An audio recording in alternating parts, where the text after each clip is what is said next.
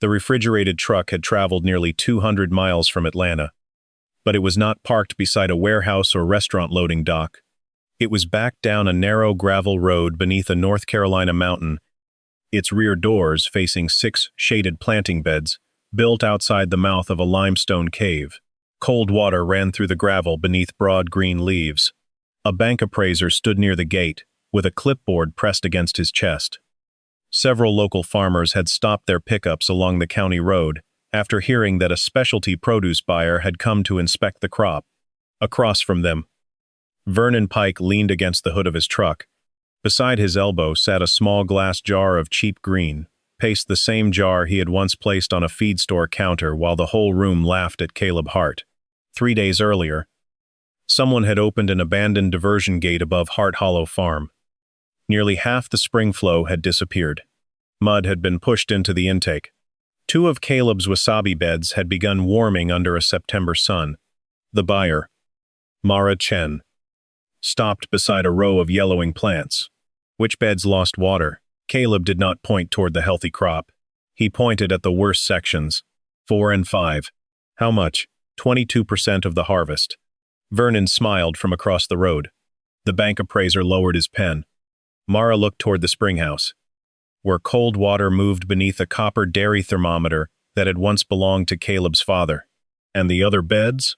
They stayed cold. How? Caleb looked at the independent valves, the elevated reserve tank, and the ledger under his arm. I stopped trying to save everything. Vernon's smile faded slightly. Mara turned toward the damaged beds. Show me what failed. What she found that morning would decide whether Caleb had built a real farm business or merely delayed the loss of his family's land. But the story had started 7 months earlier. With a red envelope on a kitchen table and a debt the Hart family could no longer outrun. On February 17, 1998, Ruth Hart placed the bank notice beside Caleb's coffee. She did not slide it toward him. She simply left it there, as if touching it again might make the numbers worse. Hart Hollow Farm still owed Mountain County Bank $97,400. The unpaid portion was smaller, but more dangerous. 2 missed installments, accumulated interest, and late charges had pushed the past due balance to $16,200. Caleb read the first page twice. Then he looked at his mother. How long? Martin Cole called yesterday. How long? Mom, July 31st. Caleb folded the notice along its crease. Outside the kitchen window, 31. Hereford cattle moved across a winter pasture. His father had fenced by hand. Thomas Hart had died 3 months earlier after a short illness. He had left behind a farm, a herd, medical bills, and a loan that had been manageable while he was alive. Without him, every number had changed. Caleb had been 22 for less than 6 weeks. He had left community college to return home when his father became sick. Now people who had known him since childhood were waiting to see whether he could keep a farm that men twice his age had struggled to hold. That afternoon, Caleb and Ruth sat across from Martin Cole at Mountain County Bank. Martin was not cruel. That made the conversation worse. He spoke in the same calm voice he used when explaining a checking account. The bank has carried the missed payments through winter. He said, I cannot hold the file after July 31st. What happens then? Caleb asked. It moves to foreclosure review. You sell the farm, the bank protects its position. Caleb stared at the papers between them. What would stop it? Bring the loan current. $16,200. Then show us a reasonable plan for the remaining balance. I have a crop coming. Martin looked up. The plants by the cave? Yes. How much revenue? I don't know yet. Do you have a contract? No. A committed buyer? One restaurant bought a sample. Martin leaned back. One sample is not a business plan. Caleb did not argue. Martin turned the file so Caleb could see the numbers.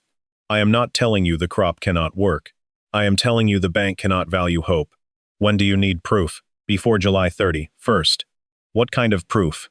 Payments? Invoices? A contract? Something another man could read without believing in you personally. That sentence stayed with Caleb all the way home. The bank did not need to believe in him. It needed evidence that could survive without him in the room. Hart Hollow Farm covered 142 acres, but the number made it sound more useful than it was.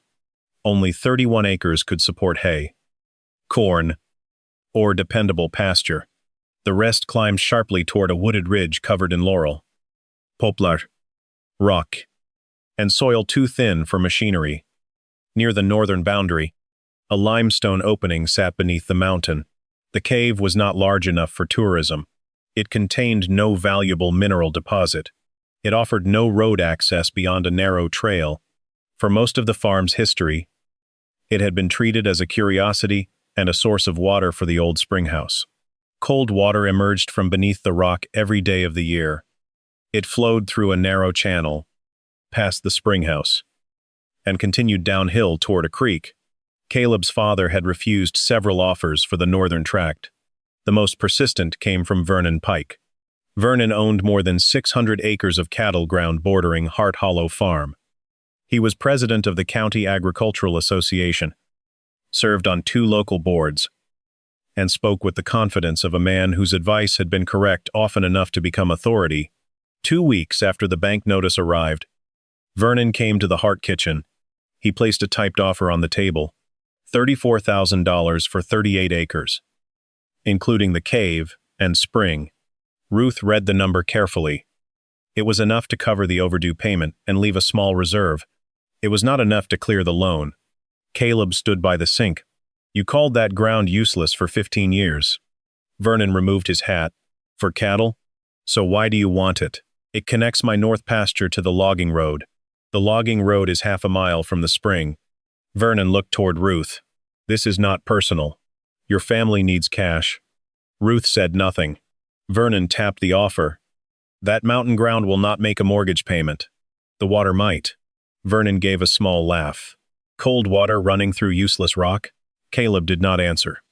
Vernon put his hat back on. Your father understood land. He knew what belonged in pasture and what belonged in timber. My father kept that spring. Your father also kept a solvent farm. The words landed harder than Vernon appeared to expect. Ruth looked down. Caleb picked up the offer and handed it back. That water is the only thing here doing the same job every day. Vernon held the paper between 2 fingers. July is coming, whether you sell to me or not. So is the water. Vernon left without another word. Caleb had first measured the spring in August of 1996. He had been repairing a rusted pipe beside the spring house when he found his father's old dairy thermometer hanging from a nail. The Hart family had stopped milking cows years earlier, but Thomas kept the thermometer because, as he said, a tool did not stop being useful when the job changed. Caleb lowered the copper stem into the water. 52 degrees. He checked again at noon. 52, near sunset. After the air temperature had climbed into the 80s, the water had moved less than 1 degree. That winter, Caleb returned after a hard freeze. The spring was still running. The thermometer read just above 50. He wrote the measurements in an old cattle ledger. At the time, the numbers meant little. Then, during a produce delivery in Asheville, Caleb heard a chef complaining about wasabi. The chef held up a green paste packet. This is mostly horseradish, he told a supplier. Fresh wasabi is different. Caleb had never seen the actual plant. The chef showed him a photograph of broad green leaves growing beside cold running water. He described a crop that disliked heat, disliked direct sunlight, disliked dirty water, and took patience to grow. Most farmers, he said, would not touch it. Caleb asked one question. How cold? The chef gave him a range. Caleb drove home, thinking about the thermometer in the springhouse. He wrote letters to nurseries and specialty growers. Some never replied. One sent a short growing guide. Another agreed to sell him 600 small starts.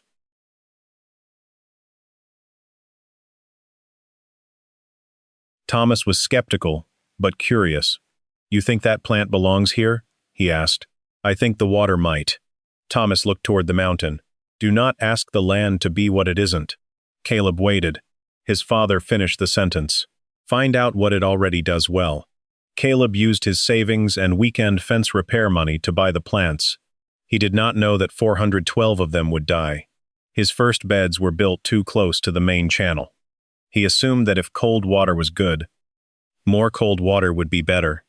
He used local gravel, rough timber, and shade cloth stretched between locust posts.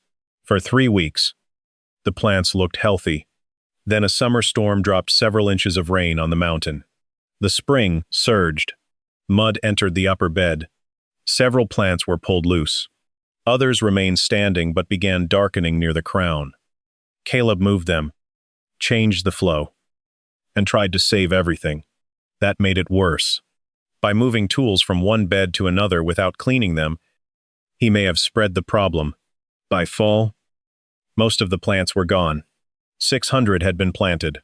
188 remained alive. Not one bed was uniform enough for a commercial order. Caleb sat beside the springhouse one evening with the ledger open on his knee.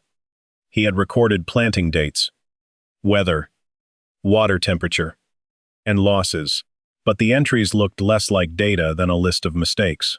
Dr. Naomi Bell arrived in an old station wagon. She had taught horticulture at a community college before retiring and had heard about the young man trying to grow a Japanese crop beside a mountain cave. Naomi walked the beds without speaking.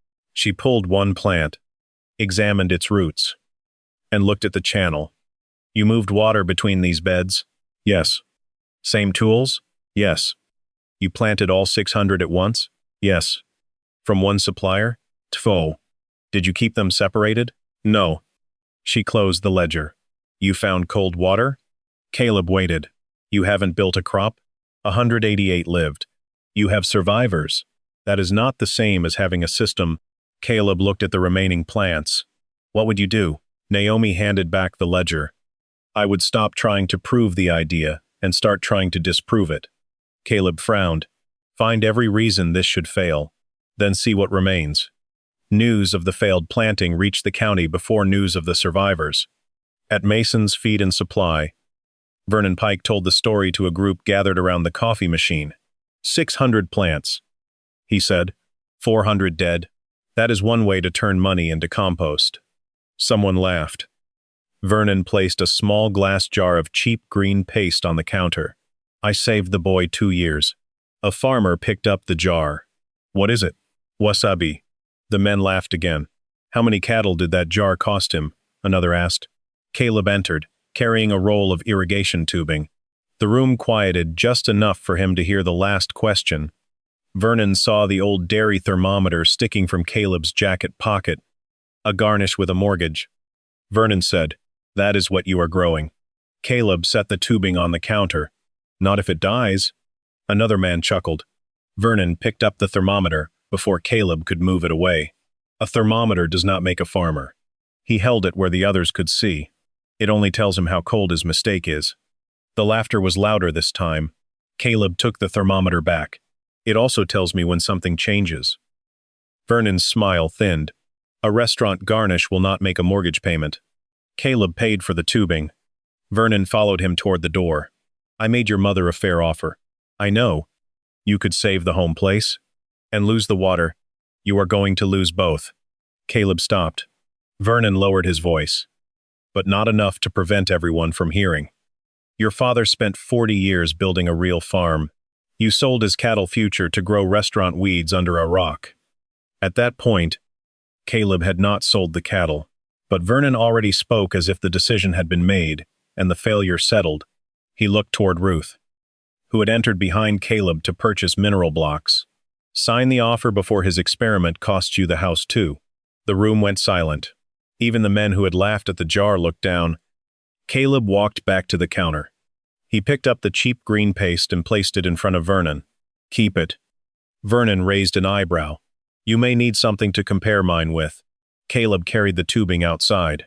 Behind him, nobody laughed until his truck had left the parking lot. Caleb began again with the 188 survivors. He marked each plant. He separated the beds. He stopped allowing runoff from one section to enter another. He built a small settling basin above the first bed to collect silt after rain. He installed valves that allowed him to close one line without stopping the others. The surviving plants told him more than the dead ones had. The healthiest were not in the fastest water. They were in sections where the flow was steady, shallow, and clean. They received filtered light, but little direct afternoon sun. Their gravel did not hold mud around the roots. Caleb divided the spring area into 6 independent beds. Each had a number. Each had its own page in the ledger. He recorded temperature in the morning. At noon, and in late afternoon, he tracked discoloration, leaf damage, growth, and the date every weak plant was removed. When Naomi returned, she found him cleaning a knife in a bucket before moving to the next bed. Why? I don't know what killed the first group. Good. Caleb looked up. That's good? Not knowing is honest. Acting like you know is dangerous. She examined the new layout. How many are you planting next? 300. Why not 1,000? Because 300 can fail without taking the farm with them. Naomi nodded. Do not scale a mystery. Caleb wrote the sentence at the top of the next ledger page. By early 1998, some of the oldest plants had developed marketable rhizomes. They were not all impressive. Some were narrow. Some had surface scarring. Some had grown unevenly. Caleb selected 12 of the best. He packed them with damp material, included a record of their planting dates, and drove them to the chef in Asheville. The chef graded one against a small metal surface. The aroma changed the room. He tasted it, waited, and nodded. This is real. How much would you buy? That depends. On what? Whether the next box tastes like this one. The chef purchased the 12 rhizomes and some leaves and stems. The invoice was less than $3,000. It would not save the farm, but it was the first time the cave beds had produced a piece of paper the bank could understand. The chef also gave Caleb the name of Mara Chen, a specialty produce buyer in Atlanta.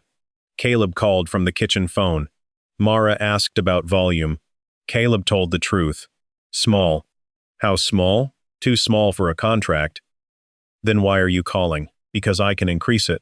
Can you repeat the quality? I have 3 beds showing similar growth. Showing is not harvesting. No. Mom. There was a pause. Mara liked the answer more than Caleb knew. One good box proves you grew wasabi once. She said, it does not prove you can supply it.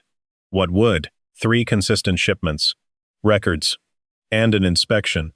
When? When you have something worth inspecting. The line went quiet. Caleb wrote her words in the ledger. Not a promise. A standard. The first invoice bought Caleb credibility. It did not buy enough time. Martin Cole reviewed the receipt at the bank. This is better than hope, he said, but not enough. No. Caleb placed a folder on the desk. 3 beds. Staggered planting. Expected harvest windows. Martin read the figures. These are your estimates. Yes. Not contracts. No. Martin closed the folder. You still need $16,200 by July 31st. Caleb and Ruth discussed every option. They could sell the northern tract to Vernon. They could allow Ruth's house, which sat on a separate acre, to secure a new loan. Or they could sell the Herefords. Ruth pushed the collateral papers away. Your father protected this house. I know. He would have used it. No. He would have considered it. That is not the same? No. Caleb looked through the kitchen window at the cattle. If the crop fails, I will not let it take your house too. The auction truck came on a gray morning in April. The Herefords were not a large herd, but Thomas Hart had built it over decades. Some cows carried bloodlines Caleb remembered from childhood. He helped load them without rushing. The last cow stopped at the trailer gate and turned her head toward the pasture. Caleb placed a hand against her shoulder. Go on. The gate closed. The truck pulled down the driveway. Ruth stood inside the barn and did not watch it leave. After fees, transport, and the remaining feed account, the sale produced $19,600. Caleb paid the $16,200 past due. Mountain County Bank placed the loan on a 24-month workout agreement. The foreclosure process stopped. Temporarily. The remaining money went into gravel, shade cloth, valves, Plant starts. And a small elevated water tank. Ruth saw the invoice for the tank. You are spending money on water when water is the only thing we have. Caleb looked toward the mountain.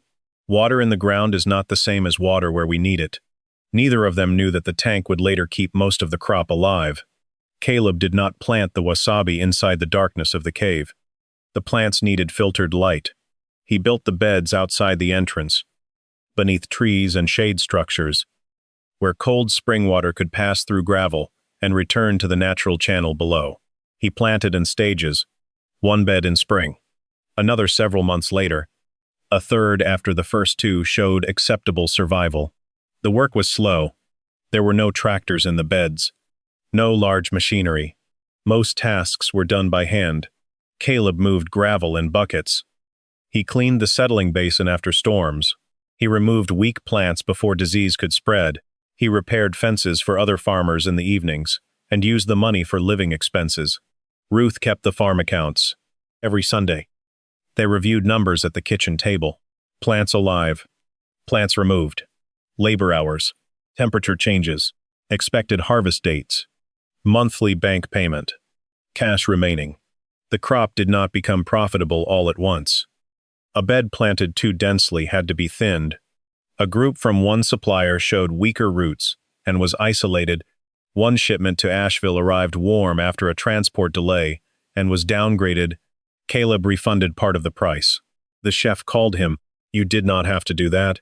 Yes? I did. You lost money? I sold a quality I didn't deliver. The chef placed another order, 2 months later. Slowly. Caleb was building something Vernon could not see from the road. Not just plants. Trust. When Vernon heard the Asheville chef had purchased fresh wasabi, he changed his tone. He no longer called the plant impossible. He called Caleb's operation too small. Then he ordered more plants than Caleb had ever bought at one time. Vernon selected a flat section near a surface creek and erected a painted sign. Pike Mountain Wasabi. The creek looked ideal in the morning. By late afternoon, the water warmed. After rain, it carried mud. Vernon mixed plants from different suppliers in the same rows. He did not record which group came from where. When several plants developed problems, workers moved through all the beds with the same tools. Vernon had money, labor, and a larger sign. He did not have stable water. He did not have separated beds. He did not have 2 years of recorded failure. By midsummer, his planting was uneven. He told the feed store crowd that wasabi was mostly marketing.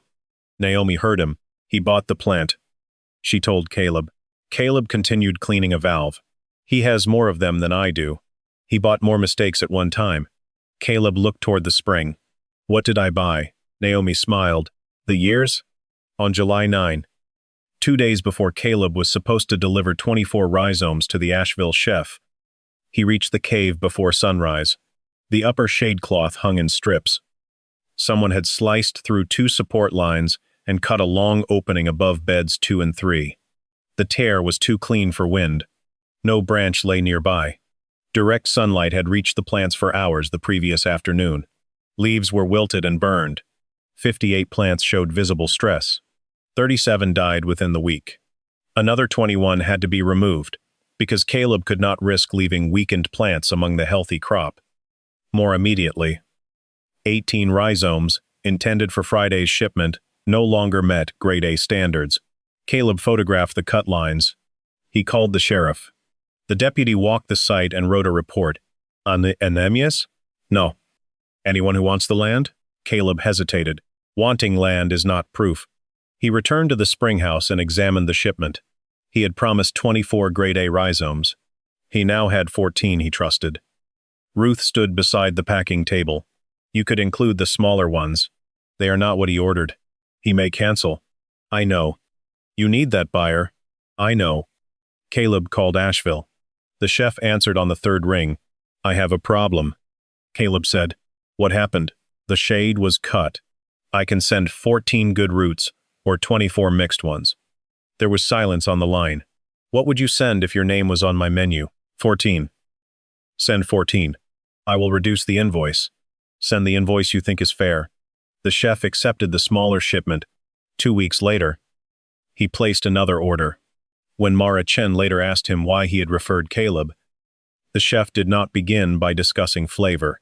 He said, "He lost product and told me before I could find out." The first sabotage had cost Caleb plants and money. It also gave the buyer proof of something Vernon could not cut with a knife. Caleb's word. That afternoon at the co-op, Vernon stood beside the fertilizer counter. Still growing salad in the dark? Caleb looked at him. Somebody cut the shade. Vernon raised his eyebrows. Mountain wind. With a knife? I suppose you will blame competition now. I did not name anyone, but you came over here. I came for pipe fittings. Vernon smiled. Then buy your fittings. Caleb did. He did not accuse Vernon publicly. He replaced the cloth. He added tension wire, a samplable alarm, and stronger partitions between the beds. The damage cost him a shipment. It also forced him to improve the system before the next attack, be August. Caleb had delivered 3 small shipments to Asheville. The quality was not identical, but the records explained why. Bed 1 produced the largest rhizomes. Bed 2 produced stronger leaves but smaller roots. Bed 3 had recovered from heat stress. The chef sent samples to Mara Chen before Mara called Caleb. However, she received an anonymous telephone message. The caller claimed that Hart Hollow Farm used untraceable imported plants. He said Caleb had rewritten his records after the first crop died. He said cattle runoff contaminated the spring. He said the farm was already in foreclosure and would never complete a long-term contract. The caller did not give a name. Mara did not accept the accusations as truth. She also did not ignore them. When she called Hart Hollow Farm on August 24, her questions were more precise than before. I received 3 grades. Yes. Mom. Most growers send only their best. I thought you wanted to know what I could supply. I want to know what you can repeat. Caleb opened the ledger. I have 4 beds within harvest window over the next 18 months. 2 more later. Disease history? 1 crown problem in the original planting. No spread after separation. Water source? Spring inside the mountain. Surface contamination. Settling basin. Individual lines. And a bypass. Cattle upstream? Not since April. Plan source? 2 nurseries. Separated in the records. Can you prove that? I have invoices. Did you rewrite records after the original loss? Caleb stopped. Who told you that? That is not the question. No. Mom. I did not rewrite them. Would the handwriting? Paper. And dates support that? Yes. Backup water? Small reserve tank. How long? For the full system? Yes. Not long enough. Caleb looked through the kitchen window toward the mountain. No. When can I inspect? September 14th. Do not prepare the best bed for me. I won't. Do not hide weak plants. I won't. I will select plants at random. All right. I will compare your nursery invoices with the ledger. All right. I will take water samples from more than 1 point. All right. And do not give me a tour. What do you want? The farm. After Mara hung up, Ruth asked what had happened. Somebody called her. About what? Everything that would make a buyer leave. Does she believe it? She is coming to find out.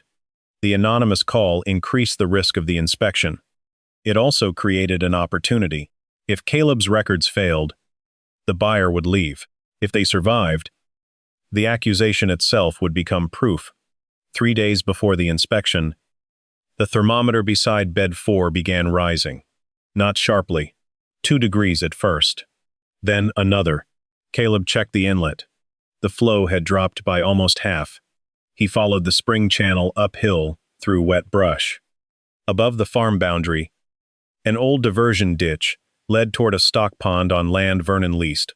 The wooden gate controlling the ditch had not been used in years. Now it stood open. Fresh tire tracks crossed the soft ground. Water that normally reached Caleb's beds had been redirected toward the pond. Below the gate, loose soil and silt had been pushed into the channel. Caleb closed the gate.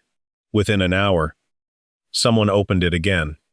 This time, Vernon was waiting near the boundary fence. You are on leased ground, Vernon said. That gate is taking spring flow. The water crosses my side. It starts under Heartland. Then prove what belongs to who. You did this before the inspection? I filled a livestock pond. You sold most of the cattle on that lease.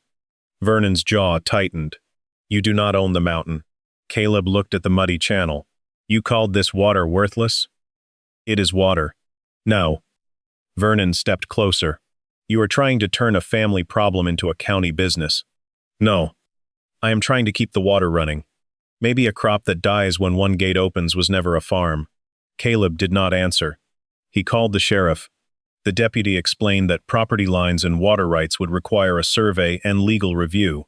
That would not happen before Mara arrived. Lauter. Vernon's worker would admit that Vernon had told him, "That boy is taking water we need. Open the old gate and remind him the spring is not his alone." The worker had asked what would happen to the crop. Vernon had answered, then maybe he built it where it never belonged. Vernon had not used the words, "destroy the plants." He had not needed to. Back at the cave, Bed 4 was already warming. Bed 5 had slowed to a trickle. Ruth stood beside the reserve tank. How long? For all 6 beds? 28 hours? The buyer comes in 36. I know. And if we use creek water? Caleb looked toward the warmer surface creek downhill. It carries silt. Maybe disease. Maybe? I don't know. What happens if we stop 2 beds? We lose part of the harvest. What happens if you put creek water through all of them? We could lose everything. Caleb spread the bed records on the packing table. He calculated flow, reserve volume, plant count, and expected harvest weight. There was no option that saved everything. He circled beds 4 and 5. Ruth looked at the marks. You are choosing which plants die? Caleb stared at the numbers. I'm choosing which beds don't. He closed the valves to beds 4 and 5. The decision meant sacrificing the sections nearest harvest. He moved the healthiest plants from the edges. But he did not try to save every one. He used the reserve tank to maintain clean, cold flow through beds 1, 2, 3, and 6. The surviving spring water was divided carefully. Naomi arrived that evening and examined the system. You are letting 2 beds go? I am protecting 4. You could run creek water. I could. Why not? If it carries disease. I spread it everywhere. And if the buyer leaves because you lost production, then she leaves. Naomi looked at him. Are you sure? No. That night, Caleb stayed beside the cave. He checked temperatures every hour. He cleared silt by hand. He listened to the reduced spring water pass through the gravel. At 2 in the morning, Ruth brought coffee. What if we cover the damaged beds when Mara comes? Caleb stared at the dark rows. If she buys what I hide, she will never trust what I grow. By sunrise, part of bed 4 had wilted. Bed 5 had lost enough flow that several plants could not be saved. Caleb marked every damaged section in the ledger. He did not erase the failure. He prepared to show it. Mara's refrigerated truck arrived Tuesday morning. With her came a restaurant chef and a quality manager, carrying sampling tools. The bank appraiser arrived because Martin Cole wanted an updated assessment of the farm's business plan. Several local farmers stopped along the road. Vernon parked across from the gate. The same jar of cheap green paste from the feed store sat on the hood of his truck. Caleb greeted Mara. Before we start, he said, we lost water. How? An old diversion gate was opened upstream. Accident? No. You can prove that? I can prove the gate was opened. The channel was disturbed. And the tire tracks were fresh. The rest is being reviewed. How much did you lose? 22% of this harvest. Mara looked toward the healthy beds. Show me what failed. Caleb led her to beds 4 and 5. He showed the reduced flow. He showed the yellowing leaves. He showed the plants he had removed. He opened the ledger to the temperature readings. Mara compared the times with the valves and the tank levels. Why did you not run surface water through all 6 beds? Because I did not know what it carried. You could have saved more plants. Today, and tomorrow, I might have infected every bed. The quality manager selected random plant numbers. Caleb located each one in the ledger. Plant 3 to 117 had been moved after early root stress. Plant 1 to 204 came from the original surviving group. Plant 6 to 0, 4, 2 had never received water from another bed. The records matched the plants. Mara then asked for the nursery invoices. Caleb brought them from the spring house. She selected 3 shipment dates and compared them with the planting entries. They matched. She examined the ink and old pages from the first failed year. The records had not been recreated for the inspection. Some pages were water-stained. Several contained corrections made long before anyone knew Mara existed. The anonymous accusation had forced her to look deeper. What she found was not a polished story. It was a history of mistakes recorded when Caleb had no reason to impress anyone. The quality manager collected water above the beds, at the settling basin, and below the final outlet. Mara asked, "Where is the cattle contamination?" "There are no cattle upstream. I was told there were. There were cattle on the farm until April, not above the spring." Mara made a note. "I was also told your records would not survive inspection." Caleb said nothing. She closed the ledger. They did. Vernon shifted beside his truck. Mara asked Caleb to harvest 3 rhizomes from different sections. The first was grade A. The second was smaller. Caleb marked it, grade B, before Mara spoke. The third had surface damage. Processing grade. Caleb said. The chef tasted samples from all 3. Different size, he said. Same character. Mara walked toward the reserve tank. "How much did this cost?" "More than I wanted to spend." "When did you build it?" "After I sold the cattle." "You sold the cattle for this crop?" "I sold them to bring the loan current. The tank came from what was left." "And if this fails?" Caleb looked toward the empty pasture. "Then I sold my father's herd and still lost the farm." Vernon spoke from the road. "That is what I have been telling him." Mara turned.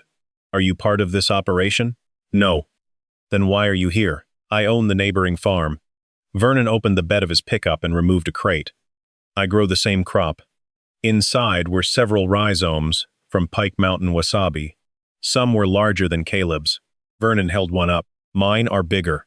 Mara examined the crate. "Which supplier?" "Several." "Which bed?" "I have one main section." "Planting date?" "Last year." "Which month?" Vernon hesitated. "Spring." "Water? Temperature records?" "The creek is cold." "In August?" "It is mountain water." "Disease history?" "We removed a few weak plants." "From which supplier?" Vernon looked toward his foreman. The man did not answer. Mara set the rhizome back in the crate. "Bigger is not the same as dependable." Vernon's face hardened. "They are the same plant." "No." Mara looked toward Caleb's independent beds. "You grew plants?" She placed a hand on Caleb's ledger. "He built supply." The farmers along the road went quiet. Vernon pointed at the damaged rows. His supply just lost a quarter of itself. 22%. Caleb said. Vernon looked at him. Mara continued. "And he can tell me exactly what was lost. Why it was lost. What he protected. And what he will deliver." She turned toward Vernon's crate. "You cannot tell me which nursery grew that root." The bank appraiser lowered his clipboard. Vernon said nothing. Mara returned to the refrigerated truck and removed a contract folder. She placed it on the hood. "I cannot buy what died," she said. Caleb nodded. "I cannot pay grade A price for everything alive." "I understand. I can purchase all verified grade A production at a minimum price. Grade B goes to processing. Leaves and stems will be separate." She turned a page. Quarterly quality review. Harvest schedule by bed. No mixing unrecorded plants into contract production. Caleb read carefully. "What is the advance?" "Production advance against future delivery." "Restricted to the crop." "Collateral?" "The contract production, not the family land." "Cancellation?" "If you falsify records." "Substitute product?" "Or fail quality review." "What if a bed fails?" "You report it." "And if water stops?" "You show me what you did today." Caleb kept reading. Vernon stepped closer. "You are paying premium money for a root." Mara looked at the cheap green paste on the hood of his truck. She picked up the jar and read the label. Horseradish. Mustard. Artificial color. She placed it beside one of Caleb's fresh rhizomes. "That is what people buy when nobody grows the real thing." A farmer near the road coughed into his hand to hide a laugh. Mara looked back at Vernon. "I am not paying for a route." She pointed toward the spring house. "I am paying for stable cold water, consistent quality, traceability, and 2 years of failure he already survived." Vernon folded his arms. "You could build this anywhere with enough money." Mara shook her head. "You can buy gravel. You can buy plants. You can buy shade." She tapped the ledger. "You cannot buy yesterday's records tomorrow." One of the farmers who had laughed at the feed store asked, "You taking all of it?" Mara answered without looking at him. "Everything that passes grade." The first crates were loaded before noon. Not every rhizome was perfect. Not every plant was accepted. But the truck left Hart Hollow Farm carrying verified product under a written purchasing agreement.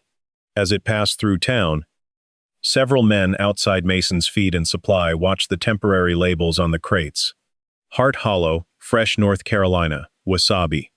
The glass jar Vernon had used to mock Caleb remained on the hood of his truck. Nobody laughed. The contract stopped the farm from collapsing. It did not make Caleb rich. The first commercial year brought more problems. A section of bed 2 developed crown rot and had to be removed. One shipment arrived below expected weight. A restaurant order was delayed. Labor cost more than Caleb had estimated. The reserve system needed expansion every month. Mountain County Bank still expected a payment. Caleb did not expand beyond the spring's capacity. When an investor offered to finance a greenhouse complex using Hart Hollow Farm as collateral, Caleb refused. "You could triple production." The investor said, "I could triple risk." "You are thinking too small."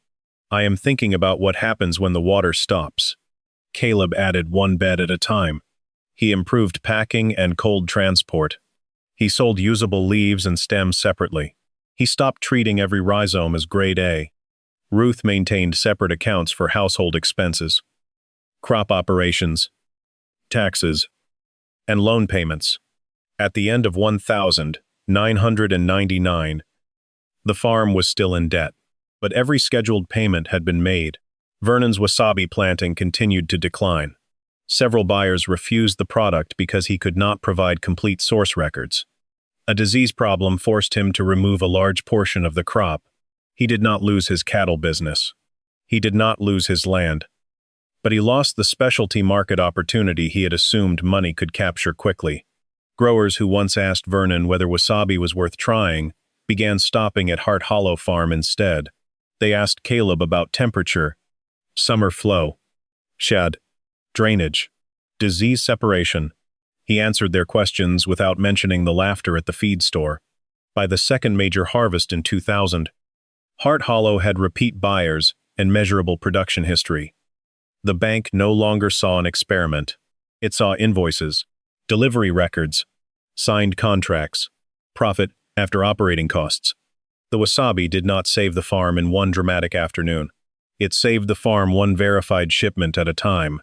On December 18, Lance Hen, Caleb entered Mountain County Bank carrying a cashier's check. Martin Cole met him in the same office where the foreclosure deadline had been explained nearly 3 years earlier. Caleb placed the check on the desk. Martin read the amount. Then he read it again. "This pays the remaining principal and interest through today. You could keep part of this as working capital. I have operating money. You could expand another bed. I can grow another bed."